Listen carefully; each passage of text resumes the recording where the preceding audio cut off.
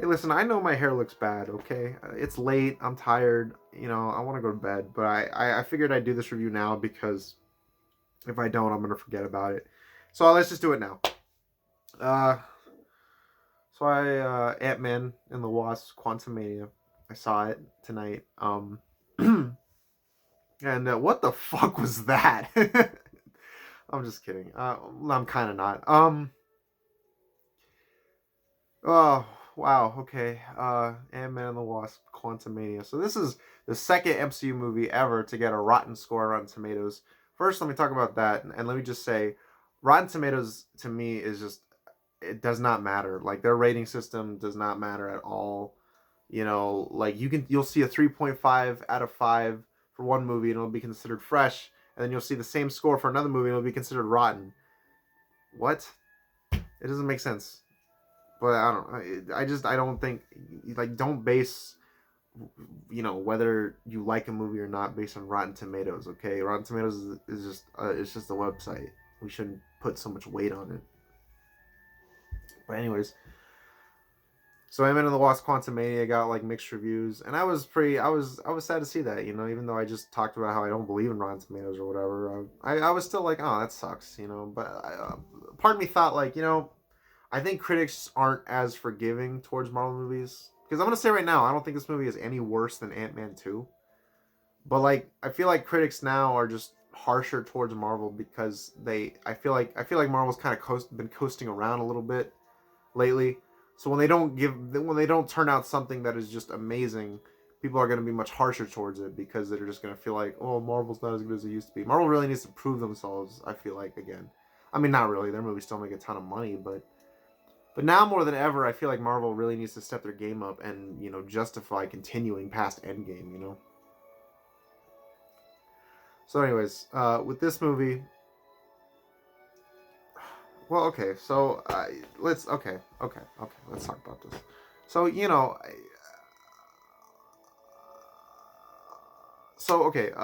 let's talk about this.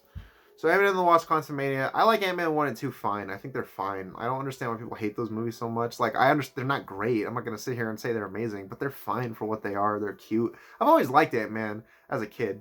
The thing is, I never really like. I remember when the first movie came out, I was really young, and I was pissed off that it wasn't about Hank Pym because that was the Ant-Man I knew. It was about Scott Lang, him becoming Ant-Man. But I mean, now that I'm older, it's fine, whatever. But yeah, I always thought Ant-Man was really cool, and I always liked the Wasp. So I've always had a special place in my heart for that character. So of course I enjoy those movies. I like them. I and I was excited for this because I'm gonna be honest with you. I think Scott Lang is in the MCU is probably my favorite MCU character.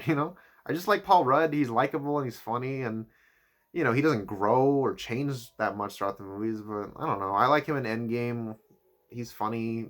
I think it's humorous that Ant-Man is the key to all of this. That's cute. I think it's funny. So we get to this, and I remember when I first heard this movie, and I remember when I first heard that Kang was going to be the villain of this movie. I remember thinking to myself like, that's kind of cool. Like I'm pretty excited to see that. I think that's a really I think that's different. It's something you don't expect, and I like when Marvel does that when they do something that you wouldn't expect. Kang as the villain of an Ant-Man movie. That's very interesting. That's like if you had a fucking Darkseid as the villain of a Green Arrow movie. You know what I mean? And I thought to myself, oh man, what does this mean? Like you'd expect Kang to be the villain of like a Captain Marvel movie, or maybe a Fantastic Four movie, or maybe even a Guardians movie, but an Ant-Man movie? What? So he, so okay, so so Kang is a villain in this movie, and I thought to myself, okay, awesome, awesome. I want him. Okay, we'll get to that later, actually, when we talk about Kang. But I'm rambling. This movie was okay. I'm gonna say right now, I thought it was okay. I didn't think it was that bad. I didn't think it was that good. I thought it was okay. There were some scenes that made me laugh. There was nothing that was horrifically unfunny, save for like some stuff that I thought was just kind of childish. But I mean, I don't know, whatever. I don't know. I have to get into spoilers because I want to rant about some stuff. And just to make sure that I didn't forget anything, I wrote some stuff down to make sure that I don't forget, because I have some huge issues with this movie. This is gonna be the fucking nerdiest thing you've seen on this channel yet, okay? Because I'm a fucking loser, I actually wrote this shit down just to make sure I don't forget. So I'm gonna get into spoilers for Ant-Man and the Wasp. This is not a review. This isn't a review. This is just me fucking ranting about things that just don't make sense to me. Number one, I just wrote MODOK WTF. Spoilers. What the fuck was that? Listen, MODOK is not my favorite character in the world or anything, but I've always liked MODOK. I always thought he was funny, and I always thought, you know, he could be threatening. Believe it or not, you can make MODOK scary. Well, maybe not scary, but you can make him intimidating at the least. But in this movie, he's just a joke. He's just a fucking joke. He's Darren Cross from Ant-Man 1? What? And the CGI looked terrible. And listen, I feel like there's just no way to make MODOK look good in live action. The only thing I like when he had that mask on, I actually thought he looked pretty cool. I was like, oh, this is neat. I kind of hope he never takes off that. Oh, he just took it off. Oh, shit. But I'm like, you know what? Fine. You need to establish there's someone under there. That's fine. But just keep that mask on for the rest of the movie. But they don't. He constantly has that mask off, and you see that big bobblehead face, and it just looks terrible. It just looks terrible. MODOK sucks. He doesn't do anything. He's just treated as a big joke. You know, he's just fucking... And you see his ass at one point, and I'm like, what the... Oh, my God. MODOK sucked. He sucked ass in this movie. I'm sorry. Number two, my biggest issue with this movie, maybe not my biggest issue, but my biggest disappointment with this movie is Kang. Kang, when I was growing up and I used to watch the Avengers Earth Mightiest Hero show, Kang was a badass. He would fight the Avengers by himself. You know, he like Thanos needed an army and the stones. You know, the Masters of Evil, they needed they were a group. You know, they needed to come together to fight the Avengers. Kang didn't need none of that shit. Kang just needed himself, and he could fight the Avengers on his own. He was awesome. He was a badass. And in this movie, first off, I want to say Jonathan Majors is great. He does a great job at this character. You know, he really, like, his performance makes you believe in the early parts of the movie that this guy is a big deal, and he's much bigger than everything around him. You know, he is he commands the scene. Jonathan Majors is great in this movie. But Kang himself, he doesn't really do anything in this movie. He talks a big game, he monologues a lot, but he never accomplishes anything. He never does anything scary or threatening. He gets beat by fucking Ant-Man. And the dumbest thing is that he says earlier in the movie that he killed a variant of Thor. Well, that must have been a weak-ass Thor variant, because you can beat that one, but you can't beat Ant-Man? It must have been like Kid Thor or Frog Thor or something. And then he says in the movie tells you, yeah, this Kang, he is the worst Kang of them all. He has taken down entire worlds by himself. But then he loses to ants at the end. And I know they're like, oh, well, they're thousands of years evolved. There's super smart ants. Yeah, but they're still fucking ants. Kang should be able to beat them, you know? You're telling me that none of the worlds Kang destroyed had beings that were more powerful than ants? Like, Kang is just a disappointment for me. And, you know, he doesn't... I think what would have made him work is if he killed anybody. If he killed Janet or Hank or, you know... Or if he just made his presence felt. If he did something that changed Scott's life forever. I remember... the biggest problem with this movie is that I feel like nothing of consequence happened, which is strange because Kang is the villain, and they're saying this is the film that will kick off Phase 5 and it's the most important one ever, but it doesn't. Like, by the beginning of the movie, Scott is just doing his thing, hanging out with his family. By the end of the movie, he just, like, after everything has happened, he just goes back to his normal life, and he's like, well, that's done. Back to the status quo. And you're like, okay, so none of this mattered. None of the characters learned anything. None of them had, like, a meaningful arc. like we're just back to the status quo. That's disappointing. So you're telling me I wasted my time. I didn't I didn't learn anything new about Scott Lang or Hope Van Dyne. I didn't feel like they changed or developed. Paul Rudd is still good. You know, Scott Lang is still likable as ever, and he's funny, and you love watching him. But I don't know. I was hoping that this movie would be like a No Way Home, but for Ant-Man. You know, I was hoping based on the trailer that this movie would be a little darker, and you know, some things would go down. I'm like, please, Scott Lang, fuck his life up. You know, kill his daughter, kill his friends, chop off his dick, do whatever you gotta do. You know, like, just ruin his life. Or kill him! Have him die at the end of the movie. What better way to make Kang scary and make his presence known? What is the first thing you see Thanos do in Infinity War? He kills Loki. He kills a character that everybody likes. Just to make sure you know that he's not screwing around. He means business. What better way to have Kang show that he means business than have him kill a beloved character? You know? Like I wanted to come out of Ant-Man 3 going like, holy shit, you know? Like that's crazy what happened. You know? Kang, that guy needs to be stopped, you know? But instead I came out of Ant-Man 3 like, well, nothing really fucking happened that was important.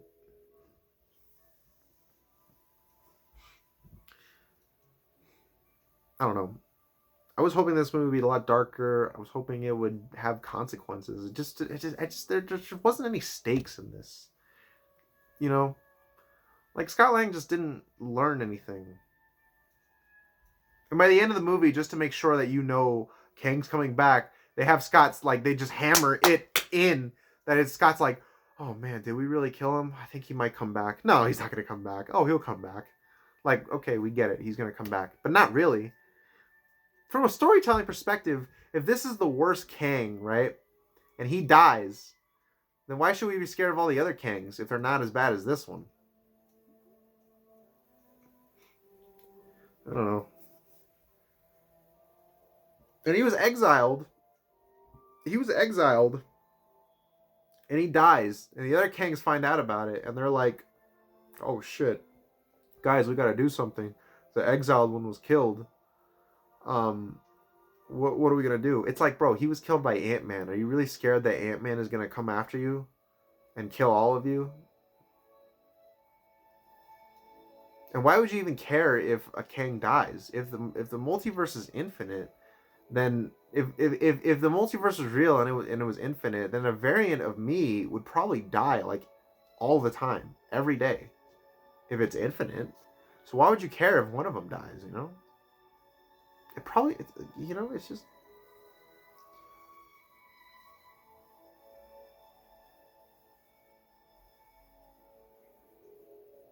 None of the side characters have anything to do. Michael Douglas, he looked really over it in this movie. He just was like, fuck, you know, I'm in Ant-Man 3, I have to do this. Whatever, it's fine, let's do it. Let's just get this over with. Let's just do it. Hope has nothing to do. She has nothing to do.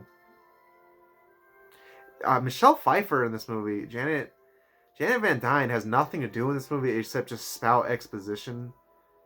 And, like, she has, like, I don't know. She has, like, no character in this movie other than... the only character she has in this movie is she's scared of Kang. That's it. And she doesn't do anything other than that than just talk exposition, explain to the audience who Kang is. And then Bill Murray's in this movie for, like, one scene. And then he's out. And I was like, oh, what the fuck was the point of that? He didn't even need to be in the movie. Like Bill Murray, I was expecting maybe he'd play like a similar role to like the Grandmaster in Ragnarok, but he doesn't. He's just Bill Murray's in one scene and then he's out. And yeah, by the end of it, you're like, what was even the point of that? Catherine Newton as Cassie. She was fine in this movie. She's likable enough, you know. She's whatever. She has a few funny lines. It's cute. Her relationship with Scott, you know, it's fine. But I think it's a little dumb how at the end She's like, she fixes the portal that breaks for Scott and Hope to get back from the quantum realm. She's like, well, in the 5 years you were gone, I decided to do a little researching myself. I'm like, when you were 12? Like, when you were 12, you just became a genius on quantum mechanics? Whatever. Fucking, it's Ant-Man. Who gives a shit?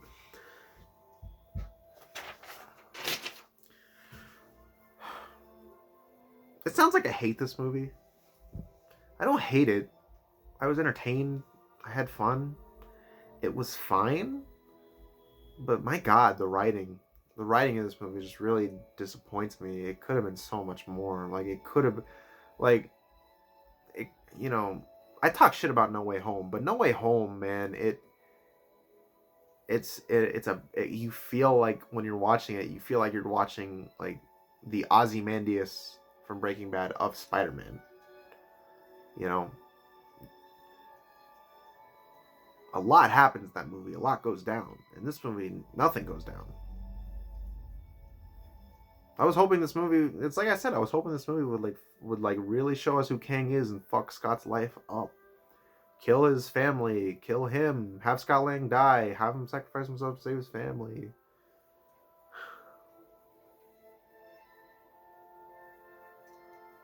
I don't know.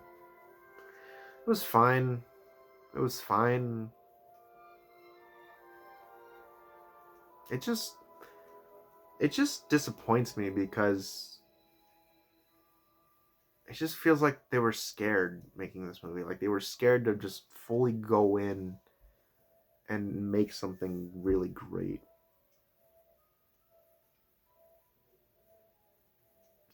Even Love and Thunder, even though that movie is so goofy and so silly, almost to a fault, at the very least, I felt like things happened that changed Thor's life in an impactful way.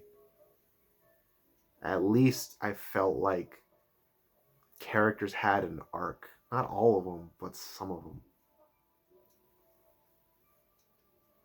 In this one, the characters, none of them change or go through anything. Kang talks a lot, but he doesn't do anything. The whole movie just looked kind of ugly to me. Like I listen. I'm not saying every movie has to be like a cinematic achievement, but my God, like I saw Avatar and in 3D, and that looked fucking amazing. That was like the most beautiful movie I've ever seen. And then you get to this, and you can just tell all the actors are just up against a green screen, and it just looks like a fucking Spy Kids movie. But not even like a good Spy Kids movie, like Spy Kids 3. You know? The one where they go inside that fucking shitty video game. It looks like fucking Shark Boy and Lava Girl.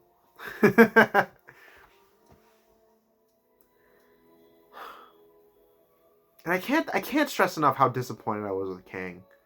He doesn't do anything. He doesn't do anything.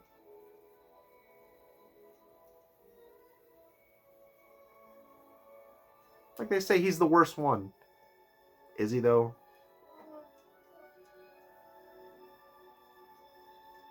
I don't know. I'd probably give this movie a 5 out of 10. It's entertaining. It's fun. It's enjoyable. It's a light watch. It's an easy watch. But my God, the writing just holds this movie back so much. Like, so I wanted so much to happen in this movie. I wanted Scott Lang to just fucking lose everything, you know? And nothing happened. And I know what you're probably thinking. You're probably thinking, Brandon, you know, you projected your own, like, you projected your own expectations on this movie. There's no way a movie could ever reach those. You know, you should take the movie for what it is and not for what your fucking fan fiction in your brain ought to be. Yeah, okay, I get it. It doesn't have to be No Way Home for Scott Lang. But my God, when the villain of your movie is Kang the Conqueror, and at the end of the movie, like, Scott Lang just goes, oh, well, I guess that was an adventure. Back to normal life with my family, because nothing that happened in the past 2 hours mattered. Then why should I be scared of Kang? Why should I be excited to see more of him? If the if the comic relief of the MCU doesn't even take him seriously, why should I? Why should I take Kang seriously as a villain? Why should I? I don't know.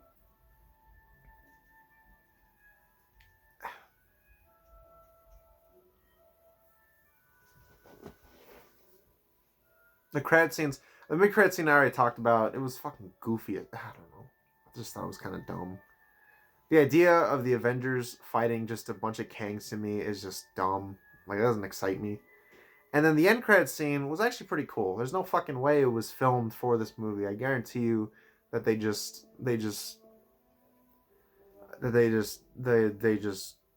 filmed,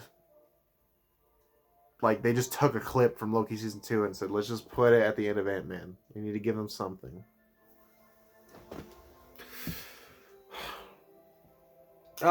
It's not terrible. It's not a terrible movie. It's a light watch, but it's so disappointing. It could have been so much more. I'm probably forgetting something, even though I wrote shit down, you know? I'm probably forgetting something, you know?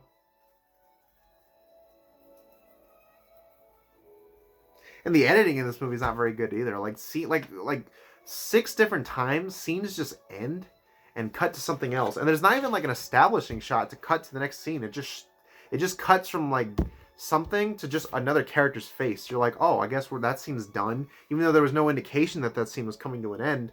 Now we're just at a different scene. That happens like a ton of times in this movie. Yeah, okay. All right. This review is getting kind of long. I'm gonna stop here. This movie is not terrible. You know, it didn't make me mad. I mean, it kind of made me mad, but it's not a terrible movie. It just feels so held back. It just feels like so, like there's so much this movie could have done, and it just doesn't feel interested in doing something like more. The movie just doesn't feel interested in trying to be more than just Ant-Man 3, you know? And I'm not saying every Marvel movie needs to be fucking huge or whatever, but like, when the villain of your movie is Kang the Conqueror, you want to feel like something happened by the end of it. And then as a movie, as like an actual cinema critic, yeah, I mean, it's not very good. Editing's bad, and the green screen's bad, and you know. Yeah, that's all I gotta say, really.